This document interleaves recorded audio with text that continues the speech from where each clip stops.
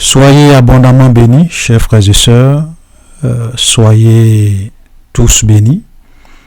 Aujourd'hui, c'est la première vidéo de l'année 2022. Et je voudrais, avant toute chose, vraiment vous souhaiter mes vœux les meilleurs. Que le Seigneur vous bénisse abondamment. Que ses grâces et ses faveurs vous accompagnent. Et que cette année soit encore une année qui va nous permettre de pouvoir aller en eau profonde avec lui, le connaître davantage, le craindre, vivre une vie de sainteté, de pureté, une vie de victoire sur le péché. Voilà, et que nous puissions vraiment être au centre, en tout cas de sa volonté, que nous puissions vraiment marcher, le craindre et vivre une vie pour sa gloire. Que sa grâce nous accompagne et que sa grâce abonde vraiment dans notre vie. Voilà, en tout cas, tous mes vœux les meilleurs et bonne heureuse année 2022. Voilà. J'ai remarqué à quelque part qu'il y avait certaines personnes qui qui refusaient qu'on les souhaite bonne heureuse année sous prétexte que quand on est chrétien, on n'observe pas les jours, on n'observe pas les mois, on n'observe pas les années, comme cela est écrit dans Galates chapitre 4. Donc, ils ont demandé à ceux qu'on ne leur souhaite pas les meilleurs vœux.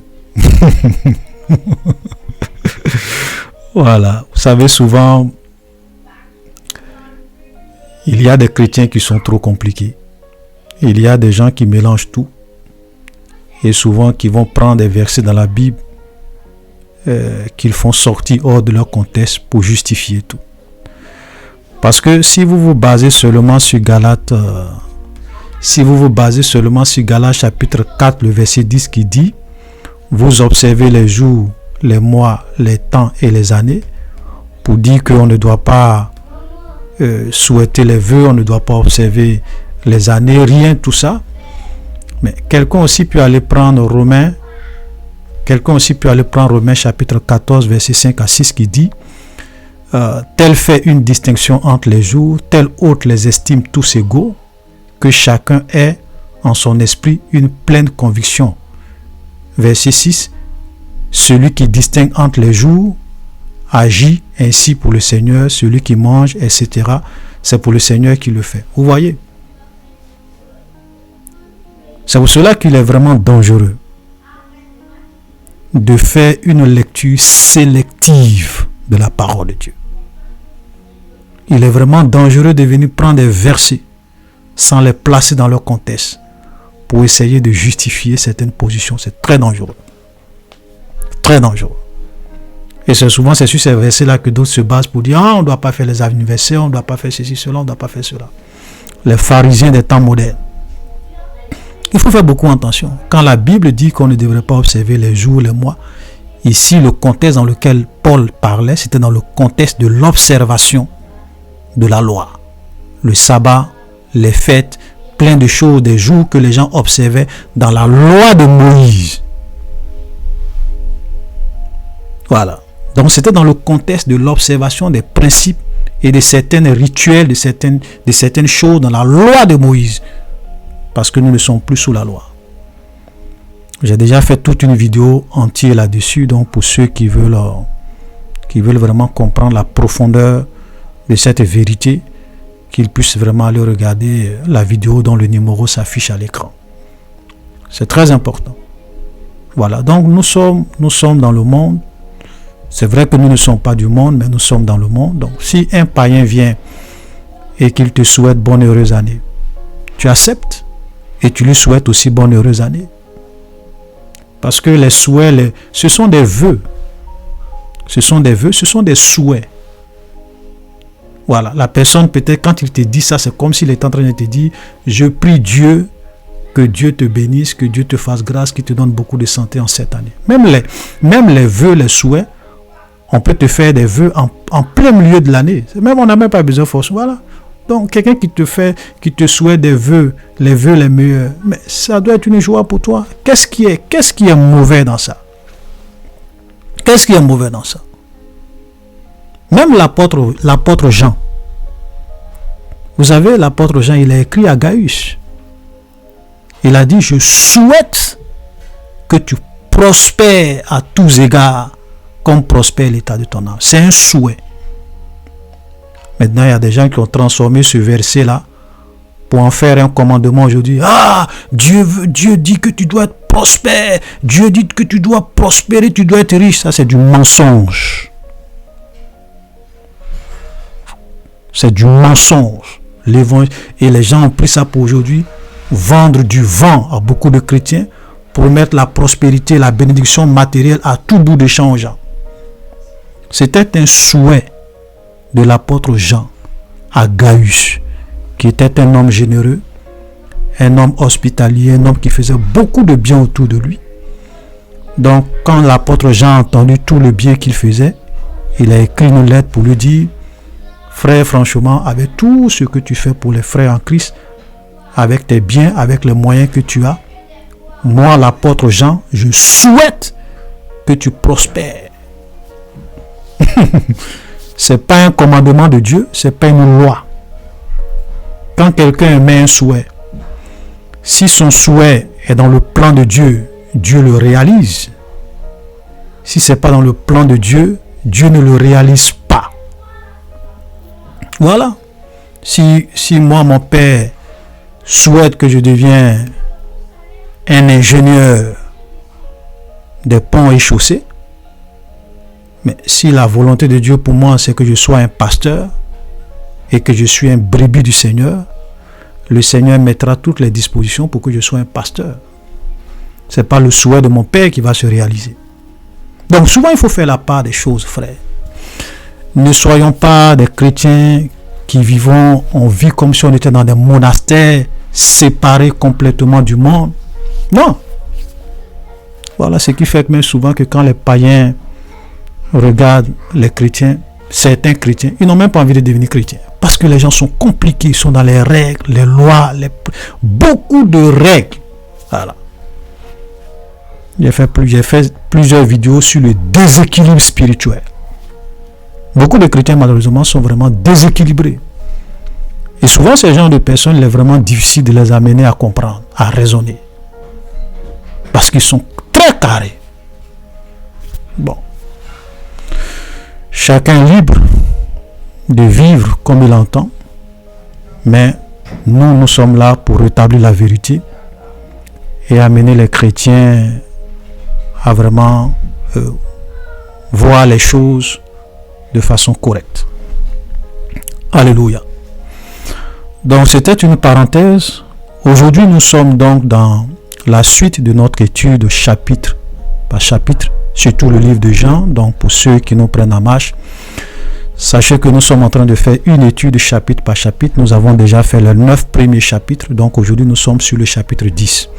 On a déjà fait une étude pareille sur le livre de Matthieu, une étude pareille sur le livre de l'Apocalypse, une étude chapitre par chapitre. Donc je vous invite vraiment à vraiment regarder toutes ces vidéos qui vont vraiment vous éclairer et vous aider vraiment dans votre marche avec le Seigneur. Donc dans le chapitre 10, à partir du verset 1er, en vérité, je vous le dis, celui qui n'entre pas par la porte dans la bergerie, mais qui monte par ailleurs, est un voleur et un brigand. Mais celui qui entre par la porte est le berger des brebis. Le potier lui ouvre la voie, les brebis entendent sa voix, il appelle par leur nom les brebis qui lui appartiennent et il les conduit dehors.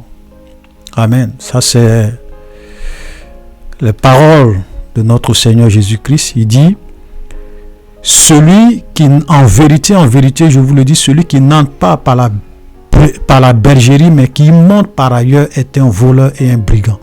Mais celui qui entre par la porte est le berger des brebis. Voilà. Et quand nous lisons par la suite, nous voyons que Jésus lui-même, il se présente comme étant le bon berger. Amen. Donc, mais il dit que celui qui n'entre pas par la porte est un voleur et un brigand. Et la porte ici, frère, c'est le Seigneur Jésus lui-même. Parce que quand nous allons voir par la suite, il dit qu'il est la porte. Donc nous devrons tous rentrer par la porte qui est le Seigneur Jésus-Christ lui-même.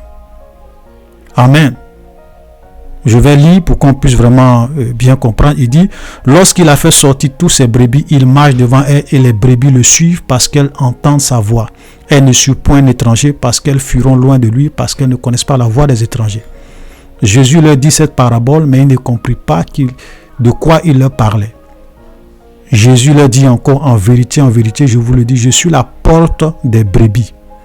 Tous ceux qui sont venus avant moi sont des voleurs, des brigands, mais les brebis ne leur point écouté. Je suis la porte. Si quelqu'un entre par moi, il sera sauvé, il entrera, il sortira et il trouvera des pâturages. Alléluia.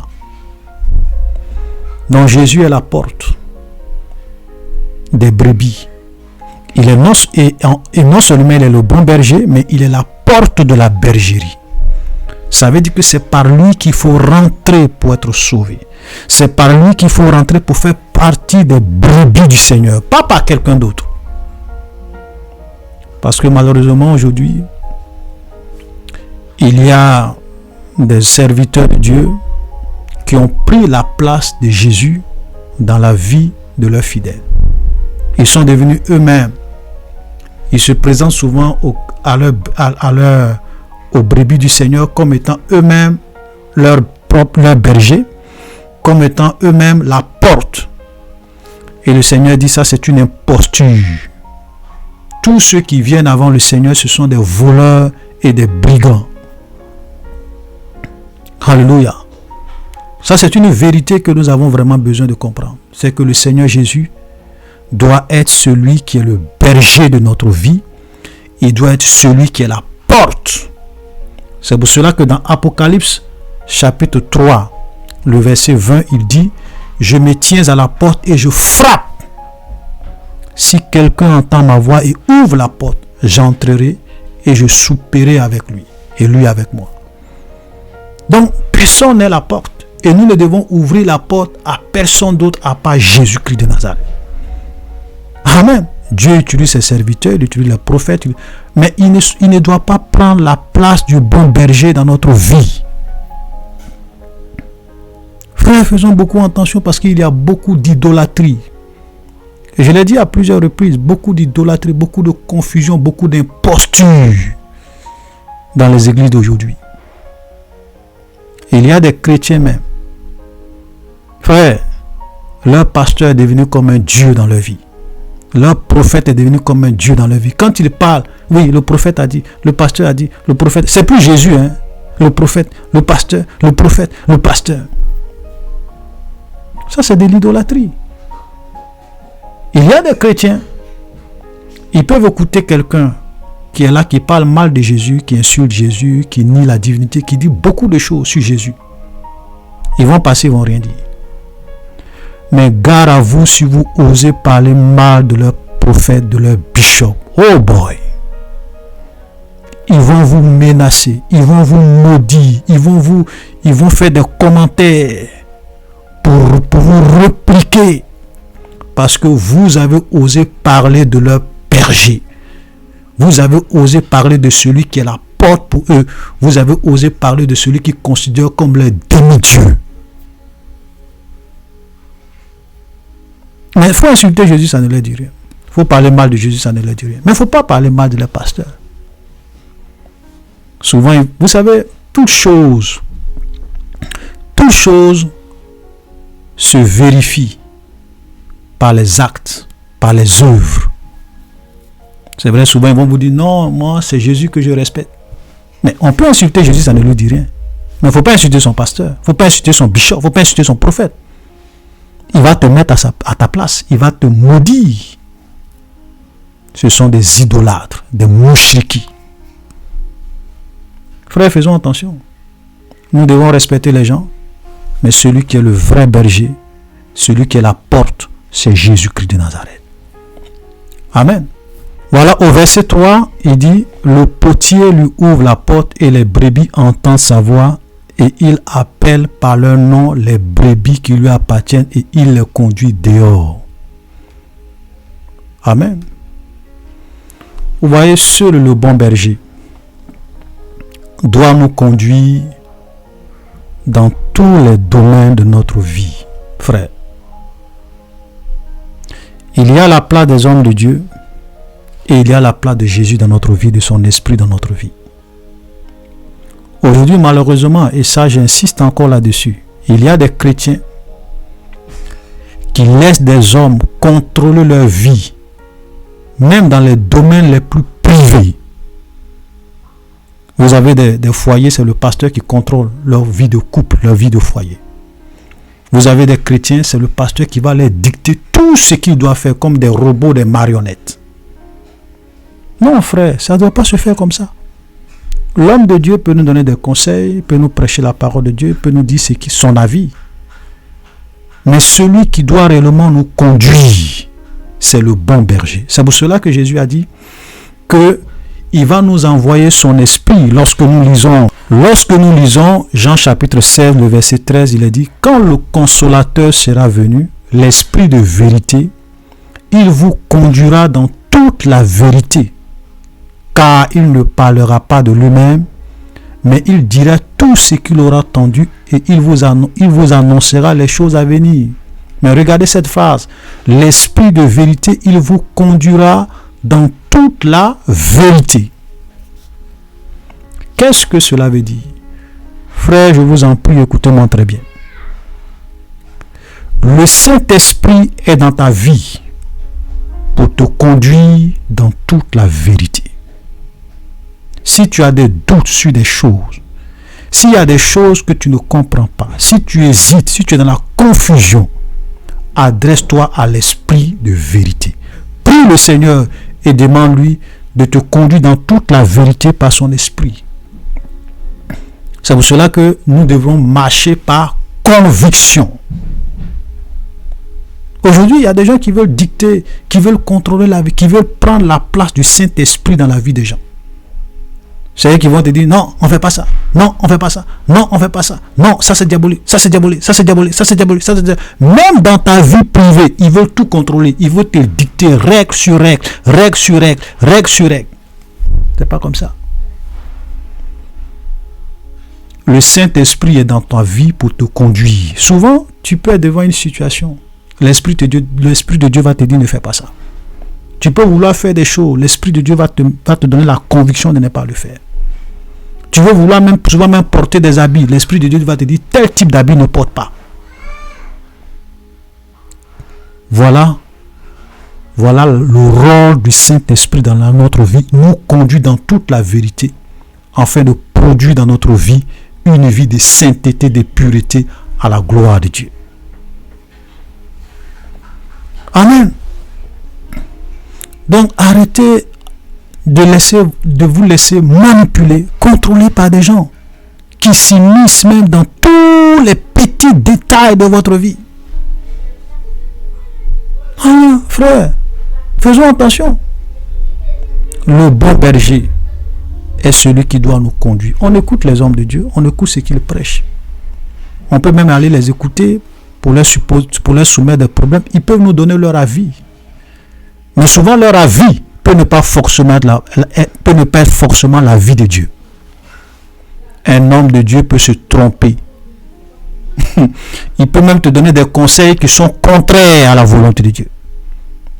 Ton prophète n'est pas le Saint-Esprit, ton bishop n'est pas le Saint-Esprit. Sa parole n'est pas la parole de Dieu. C'est pour cela que tout véritable chrétien doit réellement faire attention à faire la part des choses. Voilà la place du pasteur, voilà la place du bon berger dans ma vie, voilà la place du Saint-Esprit dans ma vie. S'il y a des choses sur lesquelles j'ai des doutes que je ne comprends pas, je fléchis genoux, Seigneur, j'entends beaucoup de choses, les gens disent ça, les gens disent ça, les gens disent ça. Moi, c'est toi qui connais la vérité. Voilà, Seigneur, conduis-moi dans toute la vérité, montre-moi ce que je dois faire. Et si Dieu te convainc, Dieu te montre clairement ce qu'il veut, fais-le. Ne t'occupe même pas de ce que les gens vont dire à côté. Ne vis jamais ta vie par rapport à ce que les gens disent. Vis ta vie par rapport à ce que Jésus, le bon berger, te dit par son esprit dans ton cœur. Alléluia. Si nous les chrétiens vivions comme ça, les gens allaient vivre, les gens allaient arrêter d'être esclaves des hommes, de vivre dans la servitude, dans la manipulation. Regardez le nombre de personnes qui sont aujourd'hui manipulées, escroquées, exploitées dans les églises, parce qu'ils refusent eux-mêmes d'écouter le bon berger qui a donné sa vie pour eux, de se laisser conduire par l'esprit de vérité qui habite en eux.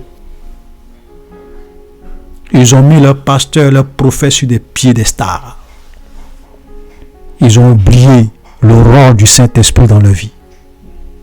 Ils sont comme des petits enfants qu'on doit dire, va à gauche, il va à gauche, va à droite, il va à droite, avance, il avance, comme des robots. Celui qui est de Dieu marche selon l'Esprit de Dieu. Alléluia. Voilà. Moi, souvent, je suis un peu peiné quand je vois les chrétiens faire des débats inutiles sur des sujets vraiment qui n'ont même pas de sens. Une femme ne doit pas porter mèche, une femme ne doit pas porter pantalon, une femme ne doit pas faire ça, une femme ne doit pas jouer au football, un homme, on ne doit pas jouer au football, on ne doit pas faire ceci. Frère, ce sont des débats que vous faites depuis des années, ça ne finit pas. Celui-là dit oui, on doit faire, l'autre dit non, on ne doit pas faire. Pourquoi ne pas fléchir les genoux et dire, Seigneur, conduis-moi dans toute la vérité? Pourquoi, au lieu de passer votre temps à faire des débats inutiles sur les mèches, sur les pantalons, sur ceci, cela, pourquoi ne pas fléchir les genoux et dire, Seigneur, tu as dit que tu nous conduiras dans toute la vérité. Je veux marcher dans toute la vérité, Seigneur, j'en ai marre des débats. Montre-moi la vérité pour que je marche selon cette vérité. Pourquoi? Parce que beaucoup de chrétiens préfèrent écouter la voix des hommes que d'écouter la voix de Dieu. C'est pour cela que beaucoup aussi vont vivre dans la servitude et dans l'esclavage et dans l'esclavage des hommes. Voilà. Frère, je vous dis la vérité. Arrêtez les débats inutiles. Si tu as des doutes sur quelque chose, s'il y a des choses que tu ne comprends pas, l'autre dit ça, l'autre dit ça, l'autre dit ça. Quitte dans les débats. Rentre dans ta chambre. Ferme la porte. Fléchis genoux, Seigneur. Tu as dit que tu nous conduiras dans toute la vérité. Conduis-moi dans toute la vérité. Point barre. Alléluia. Voilà, frère, vraiment, je le dis avec force, mais que le Seigneur nous aide. Que le Seigneur vous aide à être des gens qui vous souciez plus de vous laisser conduire par l'Esprit de Dieu que de vous laisser conduire par des hommes. Alléluia. Voilà. Donc nous allons continuer. Voilà, nous allons avancer rapidement dans le verset 10, il dit, le voleur ne vient que pour dérober, égorger, détruire. Moi, je suis venu afin que les brebis aient la vie et qu'elles soient dans l'abondance.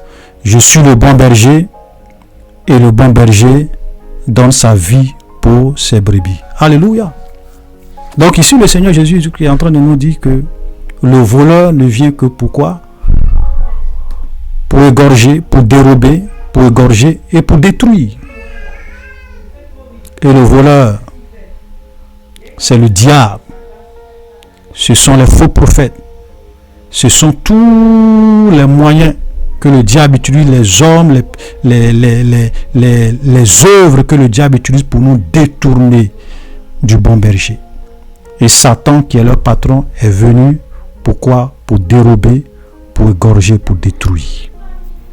Et comme je l'ai une fois dit, j'ai dit, Satan n'a plus rien à perdre. Voilà. Il sait que son sort est déjà fini, est déjà scellé.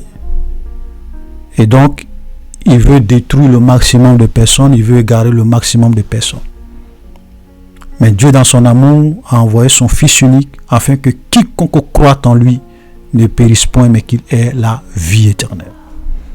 Il dit, je suis le bon berger et le bon berger donne sa vie pour ses brebis. Laissez-moi vous dire que tous ceux qui sont venus avant ou qui sont venus après le Seigneur et qui se sont présentés eux-mêmes comme les bons bergers, ce sont des voleurs, des brigands, comme Jésus l'a dit. Donc Bouddha est un voleur et un brigand. Ok, Mahomet est un voleur et un brigand. Kakou Philippe est un voleur et un brigand. Tous ceux qui viennent dans ce monde et qui se présentent comme étant les sauveurs du monde, comme étant des gens par qui il faut passer pour être sauvés, alors qu'ils n'ont jamais donné leur vie pour les brebis, ce sont des brigands et des voleurs. Ce sont les destructeurs des antichrists. Alléluia. Vous savez ce qui fait que la religion, la religion chrétienne est une religion particulière, c'est que Jésus est le seul qui a donné sa vie pour ses brebis. Vous allez dans l'islam, vous allez dans n'importe quelle religion, personne n'a donné sa vie pour ses brebis, pour les gens qui les suivent. Personne. Personne n'a donné sa vie pour les gens qui les suivent. Jésus a dit qu'il est le bon berger. Et regardez ce qu'il dit. Il dit le bon berger donne sa vie pour ses brebis. Donc, tous ceux qui disent qu'ils sont des bons bergers et qui n'ont jamais donné leur vie pour les brebis, ce sont des imposteurs. Ce sont des voleurs, ce sont des brigands.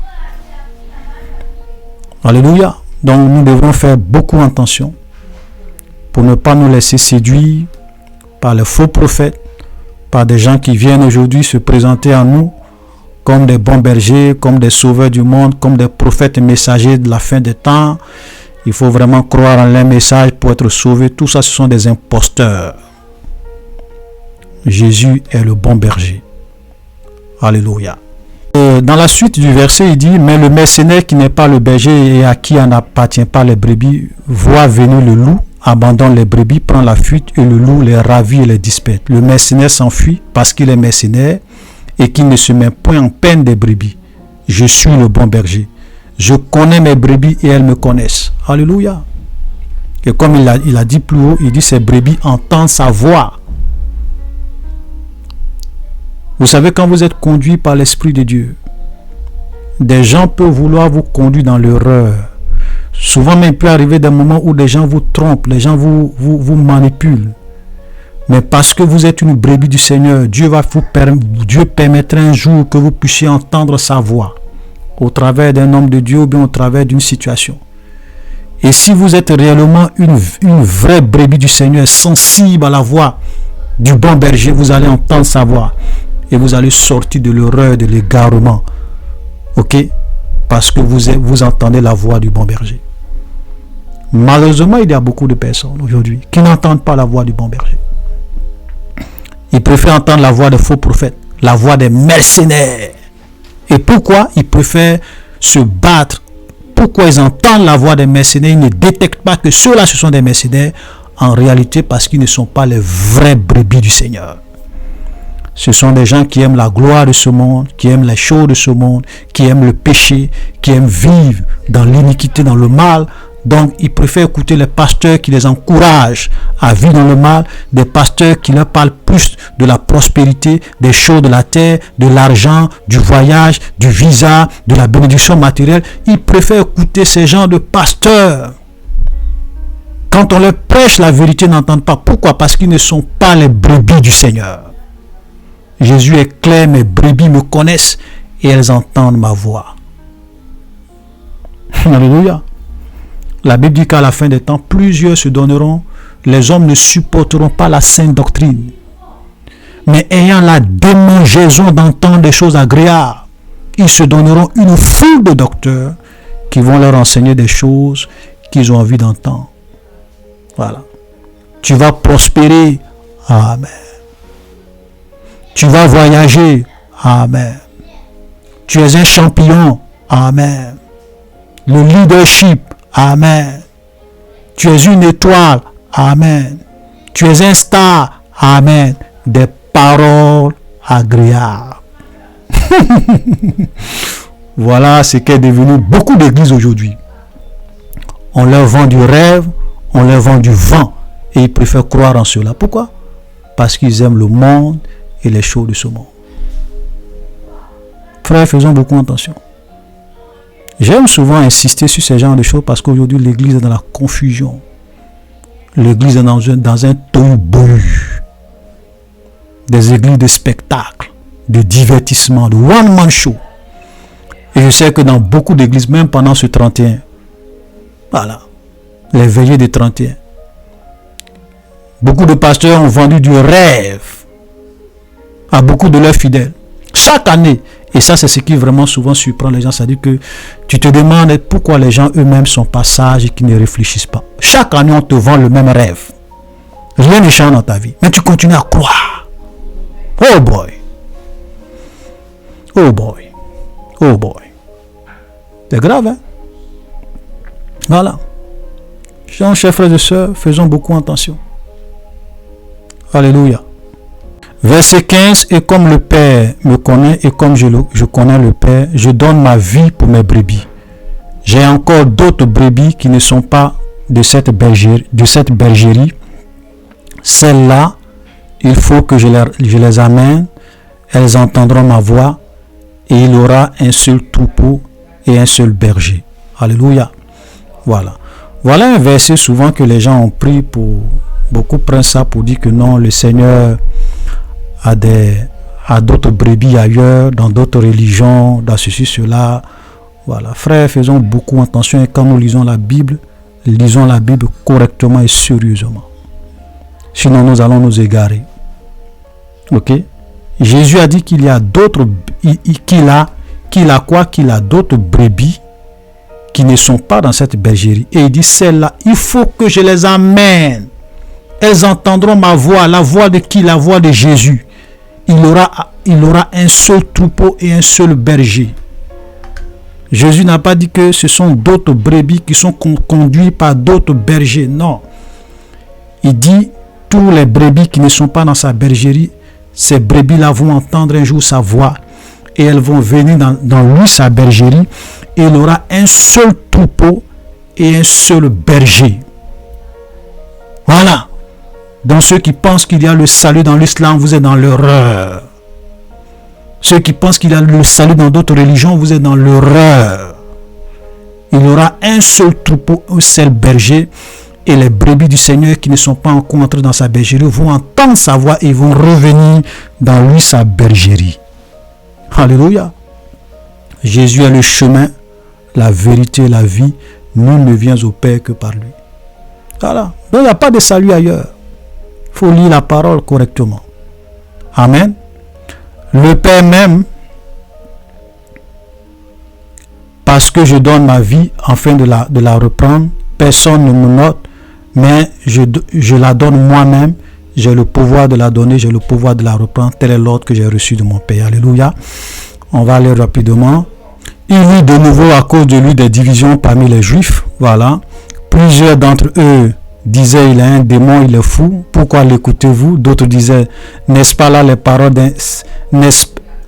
Ce ne sont pas les paroles d'un démoniaque. Un démoniaque peut-il ouvrir les yeux des aveugles? On célébrait à Jérusalem la fête de la dédicace. C'était l'hiver. Et Jésus se promenait dans le temple sous le portique de Salomon. Les Juifs l'entouraient et lui dit, jusqu'à quand tiendras-tu notre esprit en suspens? Si tu es le Christ, dis-le nous franchement. Voilà. Donc les gens étaient, malgré tout ce qu'il leur avait dit, malgré toute la démonstration qu'il avait fait, malgré tout ce qu'il disait, les gens ne comprenaient pas et ils étaient vraiment dans une situation, on ne sait pas s'ils vraiment ils refusaient de comprendre. Et donc ils vont demander à Jésus, mais dis-nous si tu es le Christ. Jésus leur dit, je vous l'ai dit, et vous ne me croyez pas, les œuvres que je fais au nom de mon Père rendent témoignage de moi-même. Mais vous ne croyez pas parce que vous n'êtes pas de mes brebis. Voilà. Vous savez, Dieu veut que nous tous nous soyons sauvés. Et comme je le dis souvent, cela ne veut pas dire qu'il y a des gens qui sont déjà prédestinés à être des brebis du Seigneur et il y a des gens qui sont déjà prédestinés. Non, c'est pas ce que ça veut dire. C'est parce que Dieu attire tout le monde. Dieu veut que tout le monde soit sauvé, mais c'est pas tout le monde qui répond à l'appel de Dieu, parce que nous sommes des êtres libres, nous sommes dotés d'un libre arbitre. Il y a d'autres qui disent oui, qu'ils acceptent la main tendue de Dieu et deviennent les brebis du Seigneur, et il y a d'autres qui refusent. Donc ceux qui refusent, le Seigneur l'a dit, c'est parce que vous n'êtes pas mes brebis que vous refusez. Parce que mes brebis entendent ma voix. Voilà, c'est aussi simple que ça. Mes brebis entendent ma voix, je les connais et elles me suivent. Je leur donne la vie éternelle, elles ne périront jamais et personne ne les ravira de ma main. Voilà, elles ne vont pas périr. À ne pas aussi prendre ce verset-là et dire oui, une fois qu'on a la vie éternelle, on ne peut jamais. Voilà, certains vont prendre ce verset pour dire non, le salut ne se perd pas parce que Jésus a dit elles ne perdront jamais, elles auront la vie éternelle, elles ne périront jamais. Quand on lit la parole de Dieu, je le répète toujours, chers frères et sœurs, lisons la parole de Dieu correctement. Parce qu'il a dit que ce sont les brebis, ces brebis qui ne périront jamais. En un mot, tant que tu seras une brebis du Seigneur, tu auras la vie éternelle. Mais le jour que tu décides de ne plus être une brebis du Seigneur, tu es sur la voie de l'égarement. Il faut que ça soit clair. Alléluia. Parce que souvent, il y a trop de confusion. Les gens lisent les versets de travers. Voilà, ils comprennent ça à leur manière. Il faut faire beaucoup attention. Alléluia. Je leur donne la vie éternelle. Elles ne périront jamais. Personne ne les ravira de ma main. Voilà. Donc, tant que tu es dans la voie du Seigneur, tant que tu demeures une brebis du Seigneur, le diable n'est qu'à faire tout ce qu'il veut. La grâce, la protection, la faveur du Seigneur va toujours t'accompagner. Alléluia. Mon Père qui me les a donnés est plus grand que moi et personne ne les ravira de la main de mon Père. Moi et le Père, nous sommes un. Voilà. Voilà un verset que souvent les gens prennent pour se mélanger les pédales. Et je pense que j'ai déjà un peu parlé plusieurs fois de cela, donc je ne vais pas trop m'attarder là-dessus, mais je voudrais simplement vous faire remarquer quelque chose. Il y a des gens souvent qui vont vous dire que Jésus, c'est en même temps, c'est lui qui est le Père, c'est lui en même temps qui est le Fils, et c'est lui en même temps qui est le Saint-Esprit. Voilà. Vous savez, cette doctrine, on appelle ça la doctrine du modalisme. Le modalisme. Et aujourd'hui, souvent même, je vois des chrétiens qui viennent sous mes vidéos où quand je parle de la Trinité, ils disent non, la Trinité n'existe pas, la Trinité est diabolique. Frère, j'écoute très bien, j'aime bien tes enseignements, mais sur la question de la Trinité, tu te trompes parce que la Trinité n'existe pas. Vous savez, souvent, quand nous nous mettons ici pour prêcher, pour enseigner la parole, on n'est pas des aventuriers.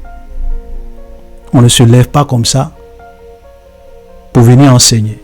Le Seigneur a pris le temps de nous former.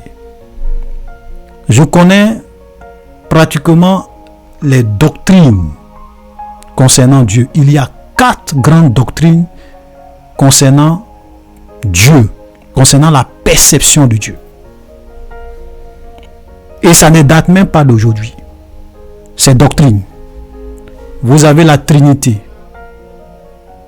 Je crois en la Trinité. La Trinité qui dit nous adorons un seul Dieu en 3 personnes distinctes. Le Père, le Fils et le Saint-Esprit. Ce n'est pas la même personne. Le Père n'est pas le Fils. Le Fils n'est pas le Saint-Esprit. 3 personnes distinctes, mais un seul Dieu.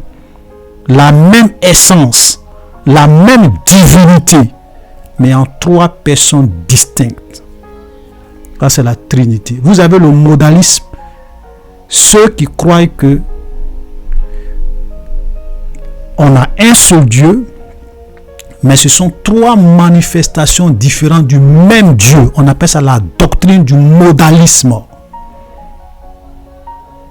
Donc, ils disent qu'à un moment donné, Jésus joue le rôle du Père, à un autre moment donné, il joue le rôle du Fils, à un autre moment donné, il joue le rôle du Saint-Esprit. Voilà les 2 doctrines qui s'opposent. Voilà, qui s'opposent. Mais eux croient que Jésus est Dieu, le Père est Dieu, le Saint-Esprit est Dieu. Voilà. Donc, mais ce sont les 2 doctrines. Et vous avez l'arianisme. L'arianisme. Dans l'arianisme, eux disent que Jésus n'est pas Dieu. L'arianisme ne croit pas en la divinité de Jésus. Par exemple, les témoins de Jéhovah, eux, c'est l'arianisme. Mais les témoins de Jéhovah, c'est une secte. Et vous avez le trithéisme. Qu'ils croient, eux, en trois dieux. C'est-à-dire que le Fils est Dieu, le Père est Dieu, avec des sphères de compétences. Voilà. Mais trois dieux différents. Le trithéisme. Donc, c'est un peu comme un peu du polythéisme. Mais eux, leur polythéisme se limite à trois dieux. Voilà. Donc, tout ça, on connaît tout ça. On connaît. On a fouillé, on a regardé. Et même tout ça là, ce sont des choses qui ne datent pas d'aujourd'hui. Voilà. Donc souvent, quand vous ne connaissez pas quelque chose, essayez de vous informer.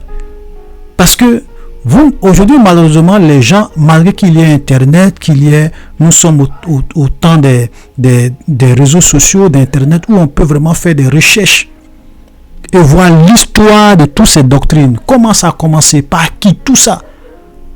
Mais les gens ne cherchent pas. Vous allez écouter juste des pasteurs qui vous disent non, la Trinité est diabolique, ceci, cela, et puis ça s'arrête là. Tu connais d'où ça vient? Mais est-ce que vous savez d'où ça vient? La doctrine du modalisme. Où tu dis que une seule personne, le Père, le Fils, le Saint-Esprit, c'est Jésus-Christ. Jésus, c'est le Père, Jésus, c'est le Fils de Dieu. Tu sais d'où ça vient, ça? Tu connais l'histoire de cette doctrine? Non. Il faut faire beaucoup attention. Donc, je ne vais pas vraiment m'attarder là-dessus. C'était juste une petite parenthèse pour vous faire comprendre aux gens que quand nous venons nous mettre ici pour enseigner la parole de Dieu, on n'est pas des aventuriers. Voilà. On n'est pas des aventuriers. Peut-être qu'on peut sembler jeune, mais Dieu a pris le temps de nous former pendant des années. Voilà. Moi, je n'ai jamais fait d'école pastorale. Je ne suis jamais allé dans une école de théologie. Mais le Seigneur est passé par plusieurs manières, par plusieurs autres hommes de Dieu, par un chemin où il m'a vraiment appris beaucoup de choses. Et il me permet aujourd'hui de me mettre devant vous au travers des réseaux sociaux et de vous parler. Donc tout ce que je dis, analysez. Allez-y faire des recherches. Voilà. Malheureusement, aujourd'hui, les gens, ils sont très prompts à juger les autres. Mais eux-mêmes, ils ne font pas d'efforts. Voilà. Et moi, j'ai toujours dit que que tu crois au modalisme, que tu crois en la Trinité, pour moi, ce sont des perceptions de Dieu. Le plus important, c'est de croire que le Père est Dieu, c'est de croire que le Fils est Dieu, c'est de croire que le Saint-Esprit est Dieu. Maintenant, est-ce que c'est la même personne? Est-ce que c'est trois personnes distinctes? Pour moi, ce sont des perceptions d'un Dieu qui nous transcende. Voilà. Donc, je fais attention. Donc, si un frère croit que Jésus est Dieu, le Fils est Dieu, le Saint-Esprit est Dieu, mais c'est la même personne, mais ce sont trois manifestations de même personne. Je dis, ok, moi je ne discute pas. Je dis, ok frère, il n'y a pas de problème. Peut-être que c'est ta conception de Dieu, c'est ta perception de Dieu. On ne va pas faire des débats là-dessus. Le plus important, c'est qu'on puisse aller à l'essentiel. L'essentiel, c'est quoi? Le Père est Dieu, le Fils est Dieu, le Saint-Esprit est Dieu. Point. Alléluia. Voilà, parce que souvent, ils vont prendre ce verset-là, comme je le disais, le verset 30, pour dire moi et le Père, nous sommes un. Mais il faut éviter ça, de faire une lecture, parce que le verset 29 te dit quoi?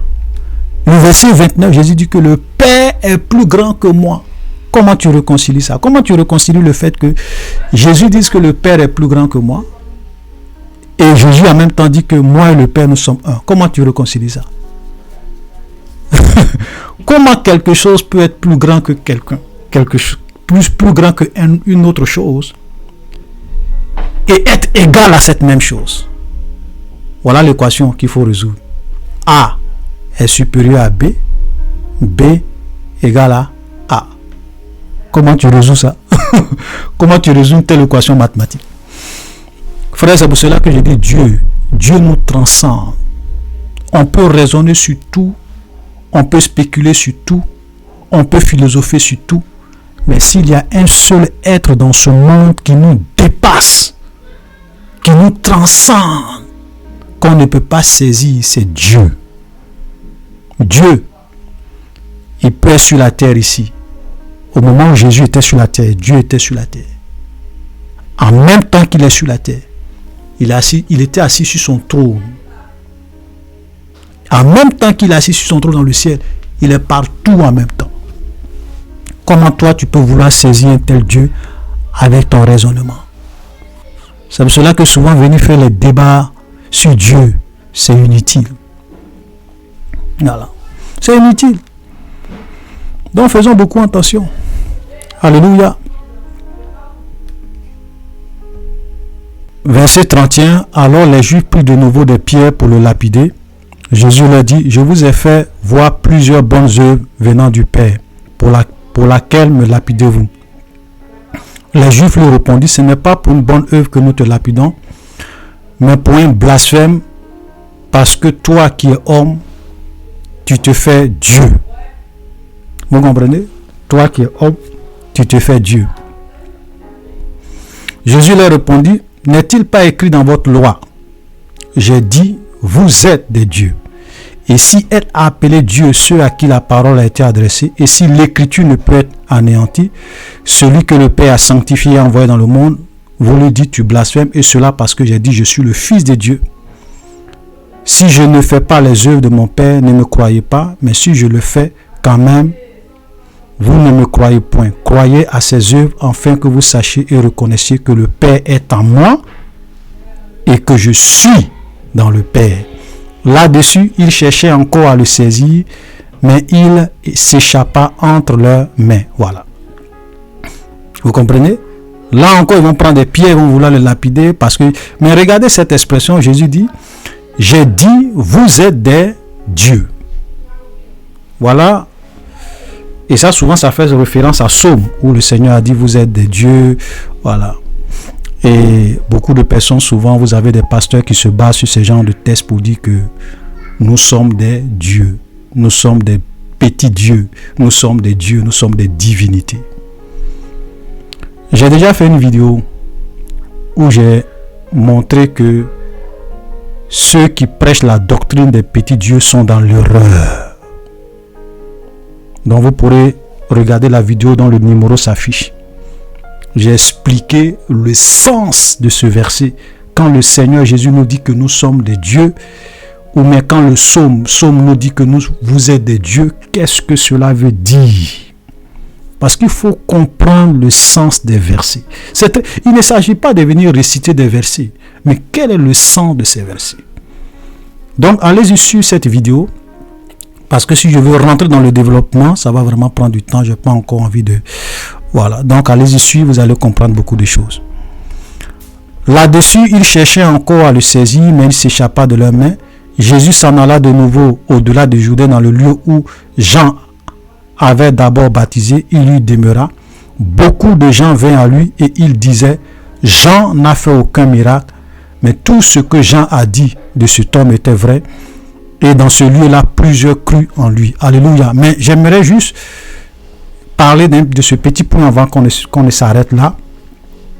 Regardez ce que les gens disaient. Ils disaient, Jean n'a fait aucun miracle. Alors que Jean était un prophète. Et Jésus a dit, de tous ceux qui sont nés de femmes, il n'y a pas paru de plus grand que Jean-Baptiste. Mais le plus petit dans le royaume des cieux est plus grand que lui. Mais il disait que, ça veut dire que de tous ceux qui sont nés, dans l'Ancien Testament jusqu'au temps où Jésus parlait, il n'y a pas un qui est apparu qui était plus grand que Jean-Baptiste. Mais le peuple dit que ce Jean-Baptiste n'a fait aucun miracle. Un grand homme, un grand prophète, mais qui n'a fait aucun miracle. Pourquoi je dis ça? Parce qu'aujourd'hui, les chrétiens mesurent la grandeur des hommes de Dieu par rapport aux miracles qu'ils font. Faites beaucoup attention. Les miracles, c'est vrai, c'est Dieu qui fait les miracles. Et il y a des miracles, il y a plein de miracles qui peuvent venir de Dieu. Mais comme je l'ai dit, il y a des miracles qui ne font pas, qui viennent aussi du diable. Et ce n'est pas les miracles forcément qui déterminent la grandeur d'un homme de Dieu, qui fait un prophète. Voilà. Parce que les chrétiens aiment, oui, ce prophète-là, il fait des grands miracles. Or, Jean-Baptiste était un grand prophète. Il n'a fait aucun miracle. Allez-y réfléchir à cela et discerner et faites attention par rapport au temps dans lequel nous sommes. Sinon, vous risquez d'être séduits. Voilà, chers frères et sœurs, shalom, soyez bénis et à la prochaine pour le chapitre 11.